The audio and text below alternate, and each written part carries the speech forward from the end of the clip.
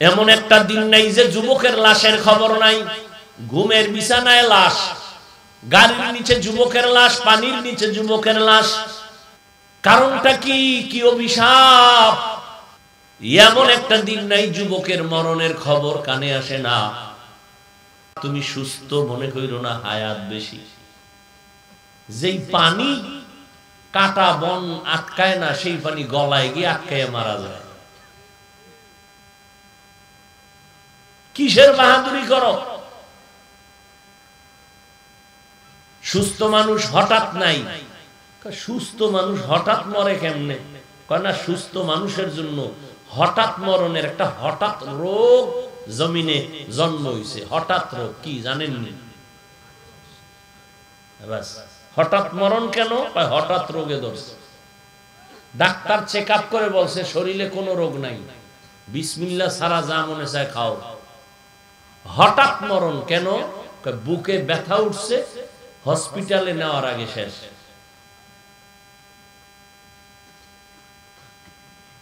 ও আল্লাহর বান্দা, এবার অনেকে ভাবতে থাকেন কথা তো যা বলছেন সত্য, কিন্তু কেমনে আমরা করব, সময় পাই না, ঝামেলায় জড়িত।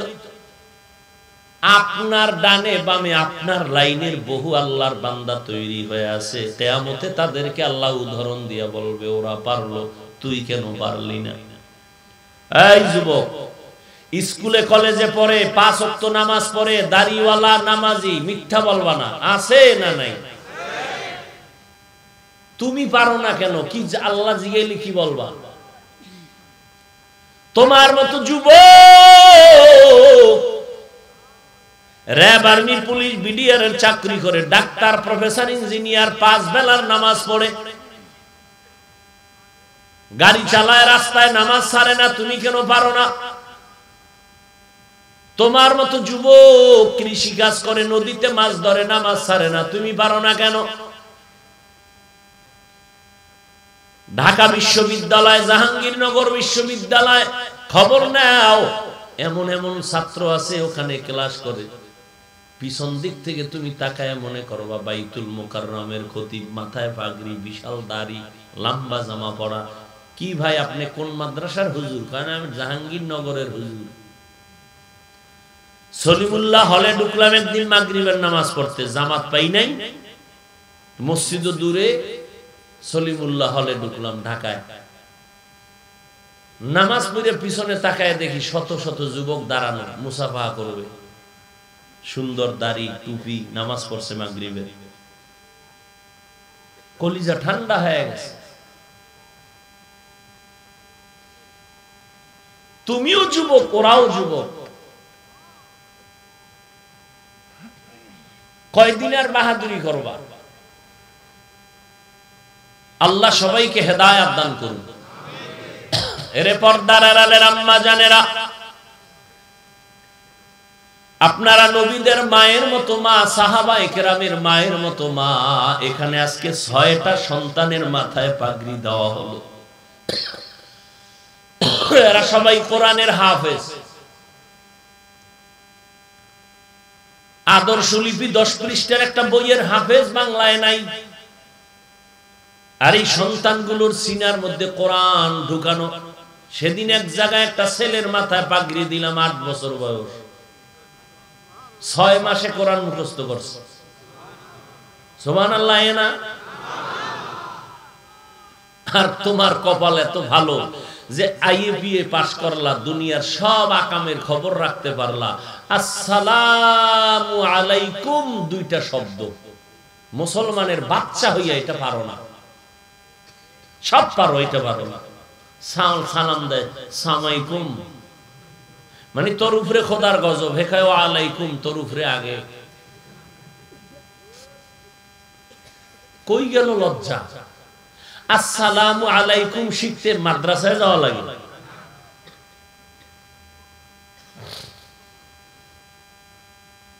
খবর নাই, বড় আফসোস।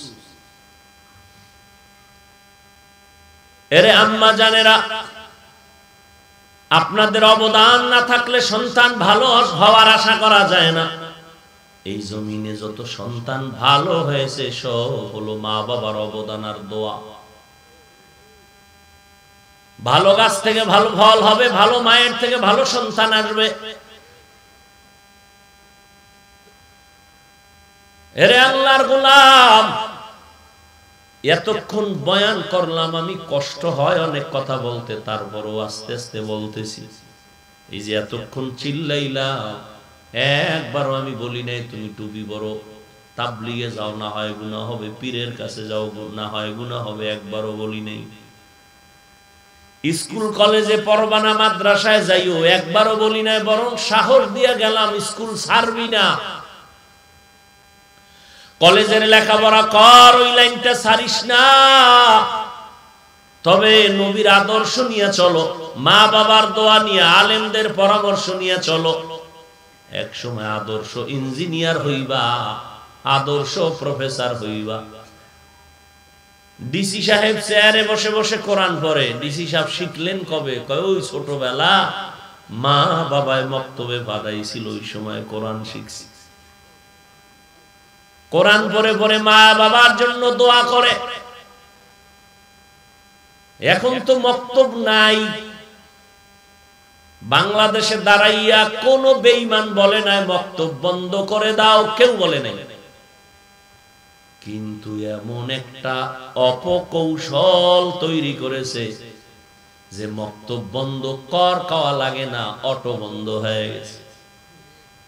কারণ ফজরের সময় মুয়াজ্জিন যখন আজান দিতে উঠে, তখন বাচ্চার মাও সজাগ হইয়া রেডি হয় বাচ্চাকে কেজিতে পাঠাবার জন্য।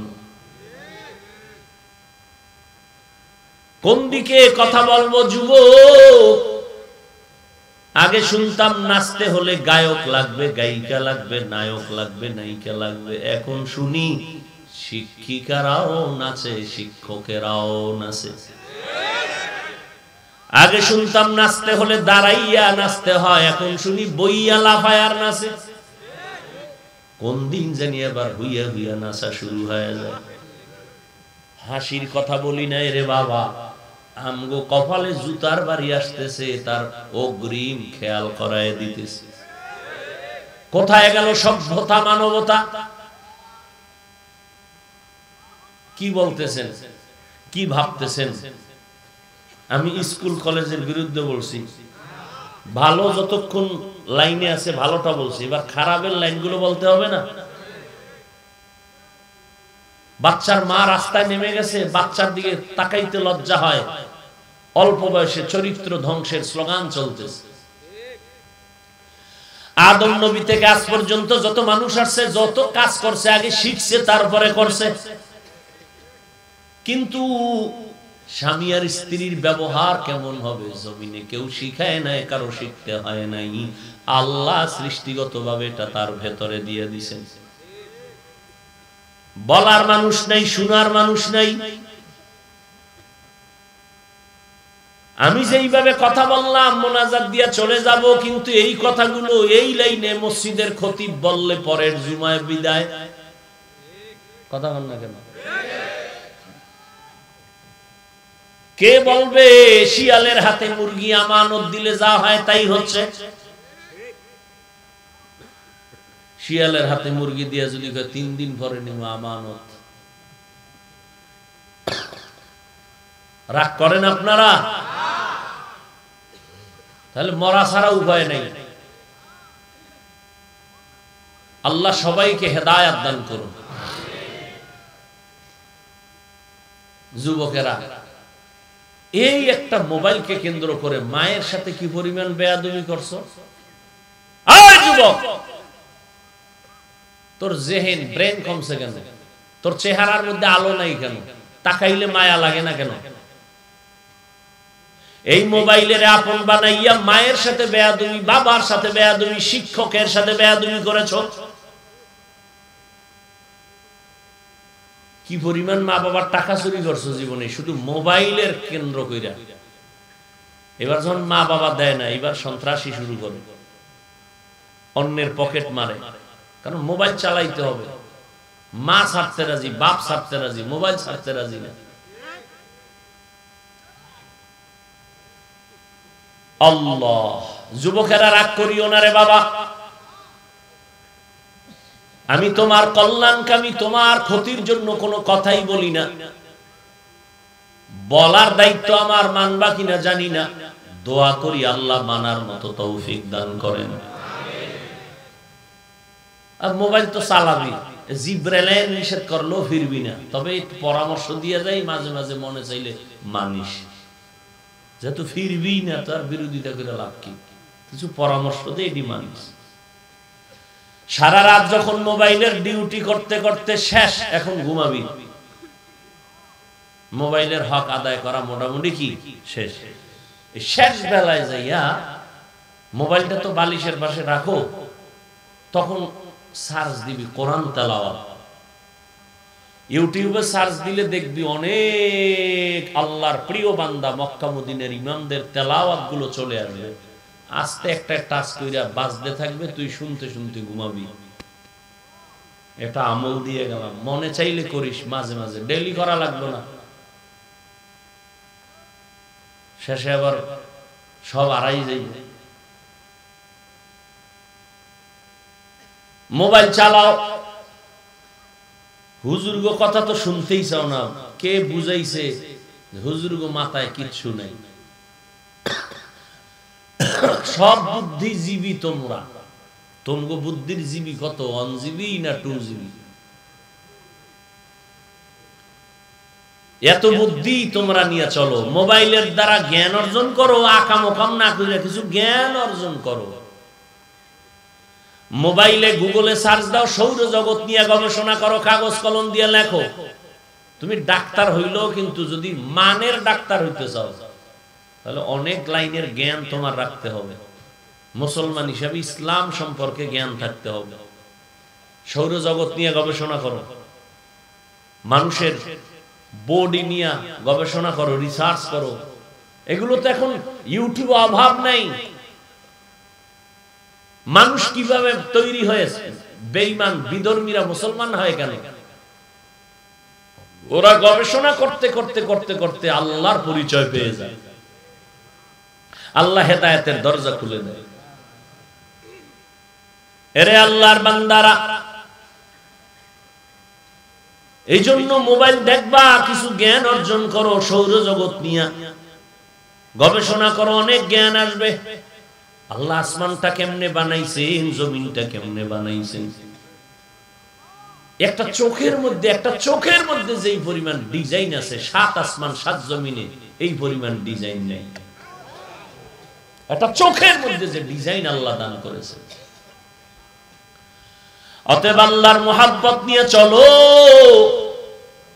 মা বাবার দোয়া নিয়ে চলো, উলামায়ে আহলে হকের পরামর্শ নিয়ে নবীর তরিকায় চলো। মা বাবার দোয়া ছাড়া সামনে আগানো যাবে না, সফলতা আসবে না। স্কুল কলেজে পড়ো, ডাক্তারি পড়ো, ইঞ্জিনিয়ারিং পড়ো, মা বাবার দোয়া নিয়ে চলবা। মা বাবার সাথে যেন এমন আচরণ না হয় যে মা বাবা কষ্ট পাবে, মুরব্বীদের সাথে কোনো খারাপ আচরণ যেন না হয়। ওলামায়ে কেরামদের দোয়া নিয়ে পরামর্শ নিয়ে চলো, 5 বেলার নামাজ পড়বা। আল্লাহ ডাক দিয়ে কয়, বান্দা জীবনে যত গুনাহ করেছো আসো আমার কাছে, যদি তওবার মতো তওবা করো, আমি তোমার জিন্দেগীর সব গুনাহগুলো maaf করে দিব। আয় বেরাদার দূরে বাসা জিয়ারে বদ, ইয়ারে বদ বদ তরবুয়া দাজ মারে বদ, মারে বদ তন হাতরা বরজা জানাত, ইয়ারে বদ বরজানে ঈমানত জানা। ও যুবক, আল্লাহর গোলাম, তোমরা তো অনেক জ্ঞানী না, আল্লাহ আরো জ্ঞান বাড়াক।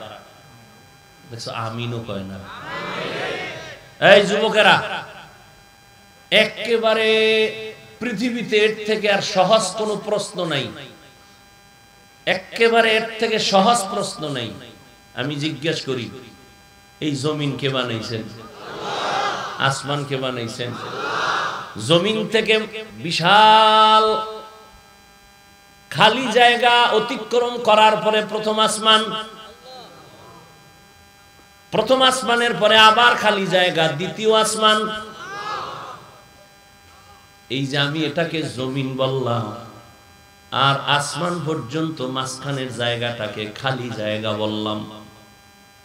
যুবকেরা বলো, আমি বলেছি তার নাম জমিন, দর্শন কি বলে বলো?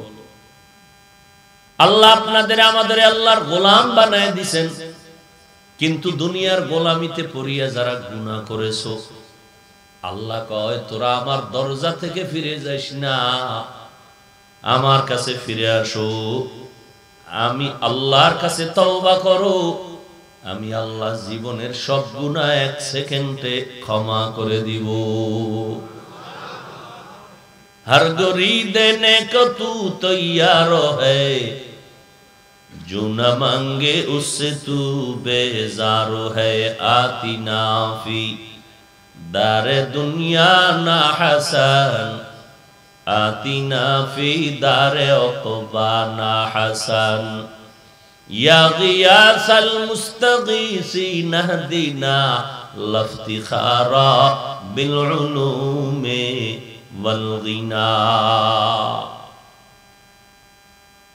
আল্লাহ তাআলা বললেন, আমি একজন মানুষকেও জাহান্নামে দিতে চাই না।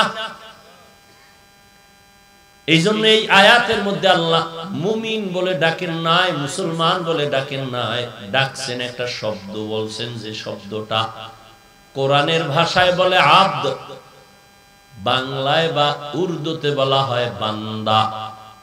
বান্দা শব্দ বলিয়া বুঝায় দিলেন, হিন্দু হও, বৌদ্ধ হও, ইহুদি হও, খ্রিস্টান ধর্মের হও, তোরা কারো বান্দা না, তোরা আমার বান্দা, আমি তোদের মাবুদ। শুধু বান্দাই বলেন নাই, আল্লাহ বলেন ইয়া ইবাদি, আমার প্রিয় বান্দা। বান্দা বললেই তো প্রমাণ সব আল্লাহর বান্দা। হিন্দুরাও আল্লাহর বান্দা, ইহুদিরাও আল্লাহর বান্দা, খ্রিস্টানেরাও আল্লাহর বান্দা, কিন্তু আবার আমার বান্দা বললেন কেন? আমার বললেন কেন? বান্দা তো সবই আল্লাহ। দুনিয়াতে কিছু টাকার মোহে পড়ে, ক্ষমতার চেয়ার পাইয়া অনেক মানুষ আছে, এরা আমার বান্দা স্বীকার করে না। ইহুদিরা নিজেদের মাথার মুকুট মনে করে ওজায়ের নবীরে, খ্রিস্টান ধর্মের মানুষগুলো ঈসা নবীরে মাথার মুকুট মনে করে আর বলে ঈসা আল্লাহর সন্তান, ঈসা নবীর মা মারিয়াম হলো আল্লাহর স্ত্রী। বৌদ্ধ ধর্মের লোকেরা গৌতম বুদ্ধকে ধর্মগুরু মনে করে। আল্লাহ কয়, এই ভ্রান্ত মতবাদের মানুষ, ঈসারেও আমি আল্লাহ বানাইছি, মারিয়ামেরও আমি আল্লাহ বানাইছি, তোমাদেরও বানাইছি। অতএব তোমরা ঈসা নবীর বান্দা না, তোমরা আমারই বান্দা, আমি তোমাদের মাবুদ। আসো আমার কাছে ফিরে আসো। কতদিন আর দূরে থাকবা? আর দূরে থাইকাও তো আমার হাত থেকে তুমি এড়াইতে পারবা না, দূরে যাইয়াও থাকতে পারবা না। একদিন আগে পরে আমার হাতে ধরা পড়বাই। নমরুদ আমার ধরা থেকে বাঁচতে পারে নাই, ফেরাউন বাঁচতে পারে নাই। যেই নমরুদ এত বড় বেঈমান, আল্লাহকে মেরে ফেলার জন্য রেডি হয়েছে, আল্লাহরে মেরে ফেলবে, কত বড় বেঈমান। যারা দেখাও যায় না, ধরাও যায় না, রেডি হয়েছে আরে গুলি করে মারবে। কি পরিমাণ তার সেরা আল্লাহর দুশ্মন। সেই নমরুদ বাঁশ দিয়া সিঁড়ি বানায় উপরে গেছে, গুলি করবে, তীর নিক্ষেপ করবে, আল্লাহ মরে যাবে। কতটা হতভাগা। সেই নমরুদকে আল্লাহ ধ্বংস করছেন। কোন বাহিনী পাঠানো লাগছিল? আপনারা জানেন সব। কি একটা মশা, তাও অসুস্থ, সাথে আবার জুতা, কেমন বরকতের মরণ।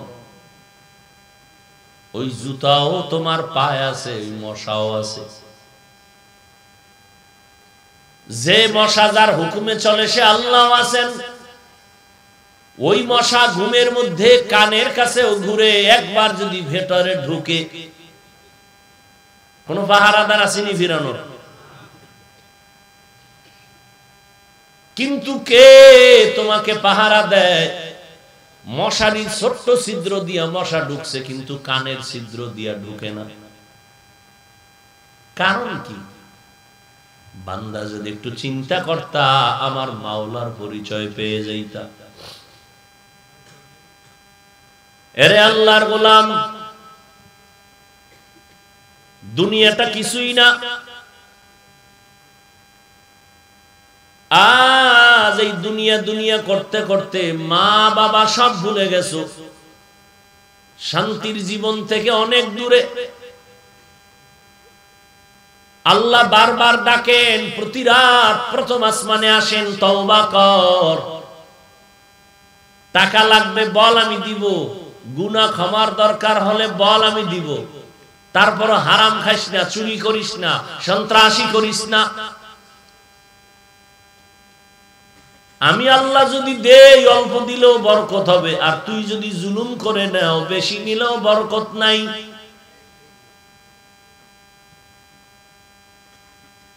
অতএব বান্দা, যত অপরাধ করেছো তওবার দরজায় ফিরে আয়। কই যমুনা গ্রুপের মালিক 1000 কোটি টাকার বালিশ বানাইলো, টাকায় তারে করোনা থেকে বাঁচাইতে পারে নাই।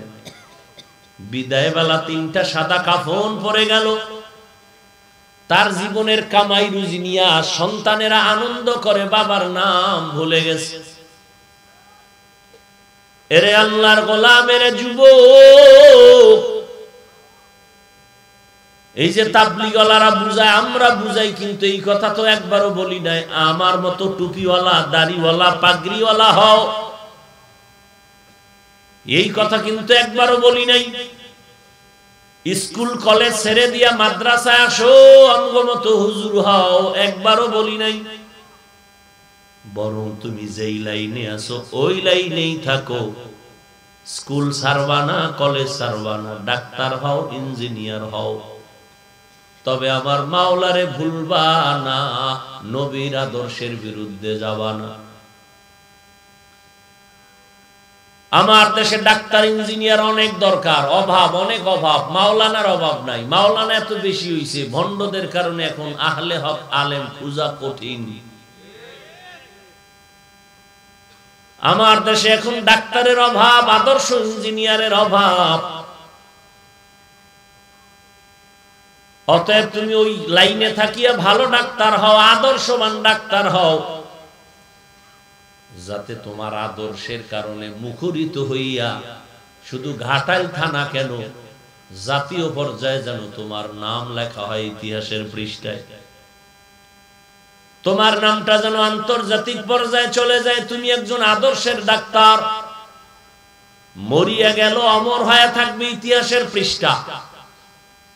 ইঞ্জিনিয়ার হও, আন্তর্জাতিক মানের হও, তবে ওই পর্যায়ে যদি হতেই চাও, তাহলে চরিত্রটা ঠিক রাখো, কারণ মানুষের অমূল্য সম্পদ হলো চরিত্র। আজকে ওই চরিত্রটা ধ্বংস করতেছো গজবের মোবাইল হাতে নিয়ে। সারাটা রাত মোবাইলের দিকে তাকাইয়া কবিরা গুনাহ করো, জানালা বন্ধ, দরজা বন্ধ, কেউ দেখে না, আল্লাহ দেখেননি, তোমার মা দেখে না, বাবাও দেখে না, তুমি কবিরা গুনাহ করো। কিন্তু ক্রমান্বয়ে দিন দিন তুমি শুকাইয়া যাও, চেহারার মধ্যে তোমার আকর্ষণ নাই, কোনো বরকত নাই, চোখের পাওয়ার কমতেছে, হার্ট দুর্বল হইতেছে, তোমার কিডনি দুর্বল হচ্ছে, খবর নাই।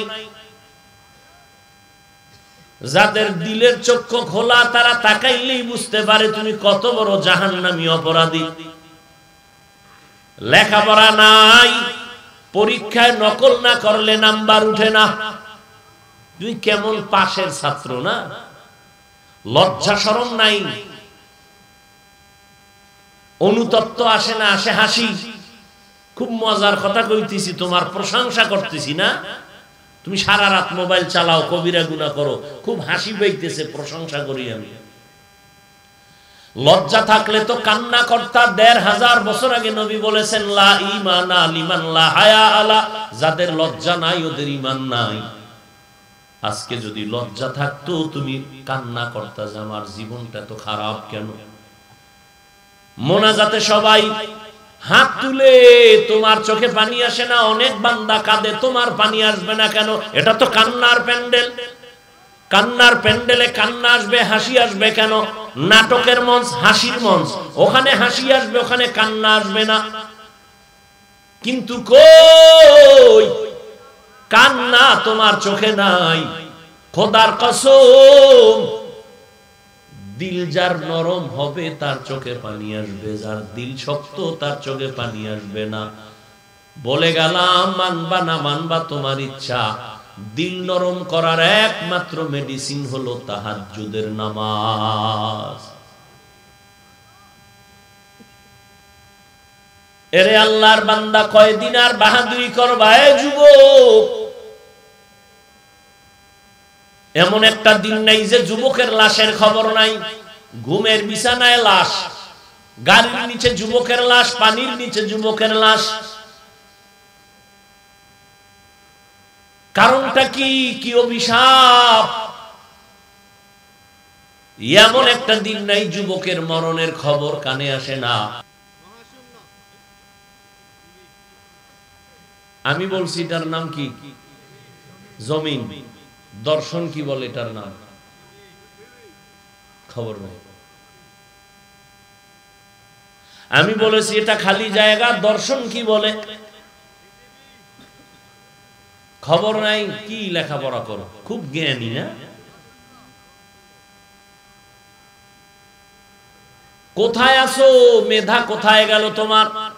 এজন্য বলি গবেষণা কর, সময়ের বড় দাম আছে।